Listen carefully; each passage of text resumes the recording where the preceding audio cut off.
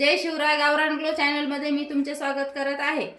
आज आपल्याला बनवायचे आहे धिरडे। धिरडे बनवण्यासाठी लागणारे साहित्य: 3 वाट्या गव्हाचं पीठ घेतलेलं आहे, 1 वाटी ज्वारीचं पीठ घेतलेलं आहे, 1 वाटीला कमी बेसन पीठ घेतलेलं आहे, लाल तिखट, मीठ, लसण आणि जिरे याची पेस्ट मी मिक्सरमध्ये लसण आणि जिरे ही वाटून मी खलबत्त्यामध्ये घेतलेले आहे। त्यानंतर हे तेल आहे आणि हे कांदा आहे, कांद्याचा साल काढून मी टाकला केलेला आहे आणि हे आहे ओवा।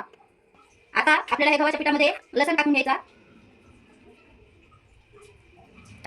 लसण टाकलेलं आहे, त्यानंतर ज्वारीचं पीठ टाकायचं, त्यानंतर बेसन पीठ टाकायचं। तिन्ही पीठ आपण घेतलेले आहे ते मिक्स करायचे। नंतर त्यामध्ये लाल तिखट, मीठ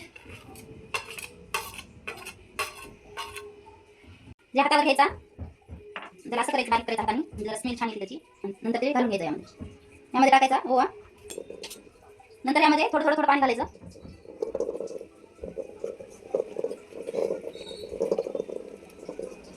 बघा हे बॅटर असं झालेलं आहे, याला आणखी थोडंसं पाणी लागत, ते थोडंसं पाणी घालून घ्यायचं यामध्ये, आणखी असं मिक्स करून घ्यायचं। बॅटरचा एक जीव करून घ्यायचं म्हणजे आपले धिरडे खूप छान होतात। आणि आता हे धिरडे कशासोबत खायचे माहिती आहे का? गावाकडे जे आपल्याला उसाचा पाक भेटतो ना, त्याला तुम्ही काय म्हणता? आमच्याकडे गावाकडे उसाचा पाकच म्हणतात, त्याला पाक म्हणतात। ते धिरड्यासोबत खायला खूप टेस्टी लागतं, नाही का? हे बघा, आपल्याला आता डोशाचा तवा ठेवलेला आहे मी। डोशाचा तवा जरी नसला ना, आपला साधा जो आपण पोळ्या चपात्या करतो, भाकरी वगैरे, तो तवा जरी असला तरी चालतो, त्या तव्यावर केलं तरी चालतं। असं काही नाही, त्याला डोशाचा तवा लागतो। बघा आपलं बॅटर असं झालेलं आहे, असं बॅटर करून घ्यायचं। यामध्ये मी कमीत कमी 1 तांबे पाणी टाकलेलं आहे।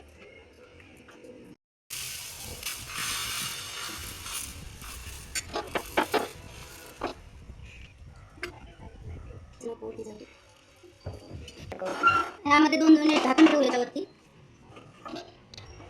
झाकण बघू काढून कसं झालं आपलं धिरडं, बघू आपण धिरडं कसं झालं ते।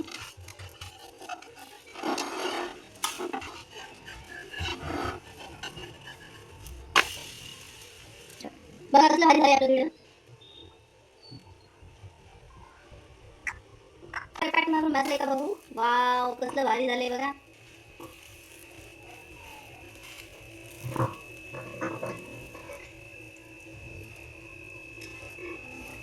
बघत असताल तुम्ही कसलं भारी धिरडं झालंय बघा। थोडंसं असं दुमकून घ्यायचं त्याला, दोन्ही आणि खरपूस भाजून।